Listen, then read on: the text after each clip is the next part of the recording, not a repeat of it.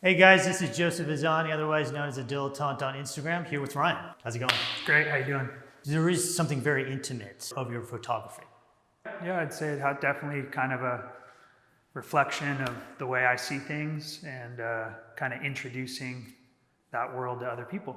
What is really precious about this entire collection to you? I don't want to just take pictures and accumulate images on a hard drive.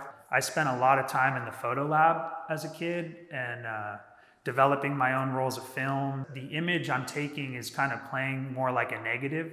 And then as I'm working with it on the computer, I'm kind of imagining how it's going to play out onto the surface that I have and how it's going to play into the wood grain, how it's going to transfer onto the panel.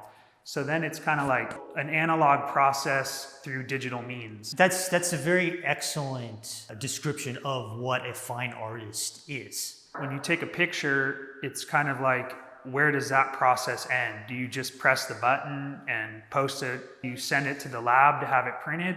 Or do you then go and work with it with your hands, blending of some industrial materials with the resin, the fiberglass cloth, the rice paper? All that stuff is coming from the surfboard industry. It's that experience with the water and the ocean, correct? Definitely. Yeah, 100%. Spending so much time in the water, and when the sun's getting ready to go down and everything kind of gets still and you see yourself in the water, you see the clouds in the water, you see amazing sunsets in the water, and the reflection. Yeah. Different times of day, we have different feelings of what this is expressing. Yeah, it takes on like a kind of a, I want to say, relationship with the light. There's a little ode to like the light and space movement. The movement of California minimalism and kind of the way things play with light and using industrial processes. That's some art I was exposed to growing up. So Ryan, how unique is this method? I think I'd say it's pretty unique. I've only found one other person doing this kind of process, and we've kind of talked back and forth about troubleshooting issues we have, because there's a lot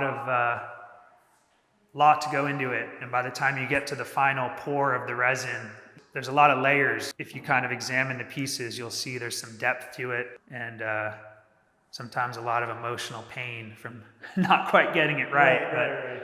But I love that fact that you're demonstrating how much of an industrial art photography is. Yeah. I feel like this one is pretty good because this one is real, like, you know, the grain is really popping through. This is a great example of your craftsmanship. A lot of times what I'll do is I'll have an image and I'll look at it on the computer and I'll kind of imagine how it'll look with a certain piece of plywood. And I've kind of learned how certain colors react with grain. You know, sometimes the light blue will show the grain through a lot more. So for this one, I picked a certain piece of plywood that I wanted kind of the landscape to kind of blend with the wood grain. So you kind of have to take a second look and see the detail and what's what. And I think that kind of circles back to what we were talking to you before about the pieces kind of having multiple layers. I mean, this really is an act of love. Yeah, I think that description works. It is kind of a testimony of the way I see the world and the way I experience nature and the ocean.